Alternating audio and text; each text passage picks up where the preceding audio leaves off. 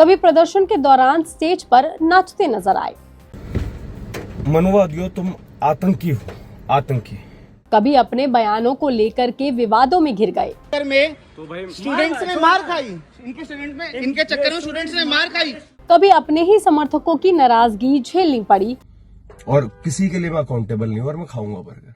तो कभी बर्गर खाते हुए उन्होंने वीडियो बना दिया। ये है सीजेपी के पूर्व प्रवक्ता विजेता दहिया, जो संगठन की शुरुआत से ही लगातार सुर्खियों में बने रहे। लेकिन जब संगठन के लिए सबसे अहम दिन आया, तब उनकी अपील पर जनता जंतर मंतर भी पहुंची और संसद मार्च शुरू हो गया तो पुलिस ने लाठी डंडे बरसा दिए। छात्र और प्रदर्शनकारी मार खाते रहे और उस दौरान विजेता दहिया वहाँ मौजूद ही नहीं थे। वो या तो बर्गर खा रहे थे या फिर मेट्रो से घर जा रहे थे। बस इसी बात पर जनता उन पर भड़क उठी और संगठन ने उन्हें निकाल दिया। लेकिन विजेता का सफर सिर्फ इतना सा नहीं है, बल्कि उनकी कहानी बहुत पहले से शुरू होती है।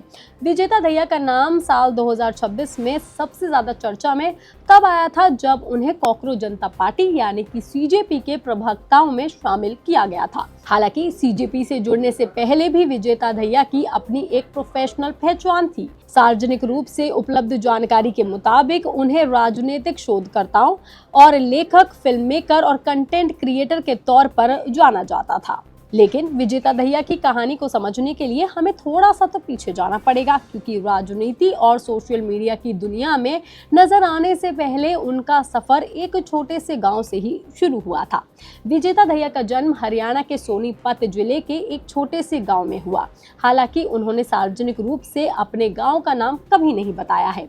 बस वो ये बताते हैं कि उनका जन्म एक मिडिल क्लास फैमिली में हुआ था और उनके जो पिता हैं वो शिक्षक रहे थे और उनकी शुरुआती पढ़ाई भी सोनीपत के होली चाइल्ड स्कूल से हुई थी। दैनिक भास्कर को दी जानकारी में विजेता पहले ही बता चुके हैं कि उनके घर में बचपन से ही पढ़ाई काफी ज्यादा महत्व रखती थी।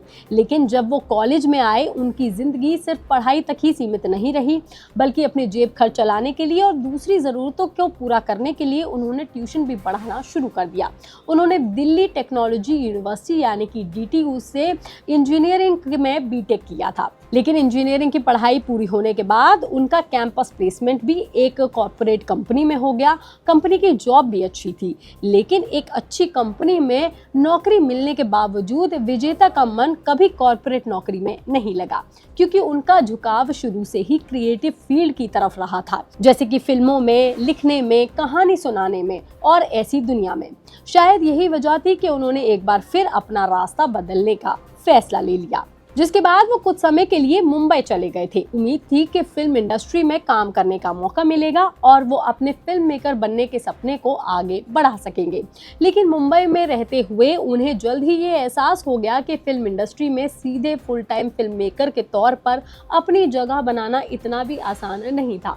ऐसे में उन्होंने अपना रास्ता एक बार फिर बदल लिया, जिसके बाद उन्होंने CGL की परीक्षा पास कर ली, जिसकी वजह से साल 2012 में उनकी नियुक्ति विदेश मंत्रालय में हो गई। उस समय केंद्र में मनमोहन सिंह की सरकार थी और उन्हें विदेश मंत्रालय में नौकरी मिल गई, जिसके बाद करीब 3 साल 2 महीने तक उन्होंने विदेश मंत्रालय में ही काम किया। यानी कि साल 2014 में जब नरेंद्र मोदी प्रधानमंत्री बने, तब भी वो इसी विदेश मंत्रालय में काम कर रहे थे। कुछ समय तक मंत्रालय में उन्होंने काम करते रहे, लेकिन उनका मन एक बार फिर बदल गया और उन्होंने सरकारी नौकरी भी छोड़ दी। फिर उन्होंने कंटेंट और रिसर्चर की दुनिया में कदम रखा। कई मीडिया रिपोर्ट्स ये बताती हैं कि उन्होंने करीब 5 साल तक फेमस यूट्यूबर ध्रुव राठी के साथ रिसर्चर और कंटेंट राइटर के तौर पर काम किया था। उस दौरान उन्होंने कई राजनीतिक मुद्दों पर रिसर्च भी किया था और उन्होंने कई ऐसी बातें भी समझी और बड़े स्तर पर डिजिटल कंटेंट तैयार करने का अनुभव भी लिया। यही वजह है कि आज जब भी विजेता दहिया का नाम सामने आता है तो ध्रुव राठी के साथ उनके कनेक्शन भी सबसे ज्यादा चर्चा में आ जाते हैं। हालांकि विजेता फ्रीलांसर के तौर पर ध्रुव राठी के अलावा दूसरे लोगों के लिए भी रिसर्च और कंटेंट तैयार करते थे, लेकिन क्योंकि उनकी जो फिल्में थी, उनको फिल्मों में भी बहुत दिलचस्पी थी, इसलिए उन्होंने कंटेंट को छोड़ करके कुछ समय 2 हरियाणवी फिल्मों और वेब सीरीज में भी काम किया।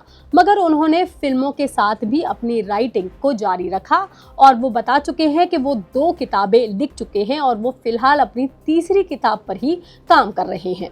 लेकिन इसी दौरान उन्होंने सीजेपी को ज्वाइन कर लिया। हम आपको बता दें कि सीजेपी कोई पार्टी नहीं है, ये वो संगठन है जिसकी शुरुआत डिजिटल दुनिया से हुई थी। दरअसल सुप्रीम कोर्ट की एक सुनवाई के दौरान तत्कालीन सीजेआई सूर्यकांत की कॉकरोचेस वाली टिप्पणी ने युवाओं के बीच में और सोशल मीडिया पर इतनी नाराजगी फैला दी थी कि इसको आग की तरह बढ़ते हुए अभिजीत दिपके ने कॉकरोच जनता पार्टी की शुरुआत ही कर दी और इस संगठन का मकसद सिर्फ सरकार को आईना दिखाना था। लेकिन देखते ही देखते इस डिजिटल कैंपेन से पूरे देश के युवा, पत्रकार और छात्र नेता जुड़ने लगे। सौरभ दास और आशुतोष औरांका जैसे चेहरे पार्टी के मुख्य प्रवक्ता बन गए और इसी दौरान संगठन ने दहिया को भी प्रवक्ता की जिम्मेदारी दी थी। उनका काम था वीडियो और डिजिटल कंटेंट के जरिए कॉकरोच मूवमेंट की विचारधारा और उसके उद्देश्यों को लोगों तक पहुंचाना और आम जनता को इस अभियान से जोड़ना। उन्होंने अपना काम तो सही किया था, लेकिन वो भूल गए कि जिस दिन जनता उनके कहने पर जंतर मंतर पहुंची थी, उस दिन वो सिर्फ एक आंदोलन का हिस्सा नहीं थी, वो उस भरोसे के साथ वहां पहुंची थी जो पूरे संगठन के लोगों के बीच बनाया गया था। और इस संगठन का एक अहम हिस्सा विजेता दहिया भी थे और उनसे मीडिया या सरकार अभी भी जवाब नहीं मांग रही है। वो जनता ही है जो जवाब मांग रही है, जो उनके भरोसे से प्रदर्शन में शामिल हुई थी। यही वजह है कि अब वो खुद सवालों के घेरे में है। ये खबर, ये जानकारी आपको कैसी लगी, आप हमें कमेंट करके जरूर बताएं। बाकी तमाम खबरों के लिए आप देखते रहिए लोकमत हिंदी।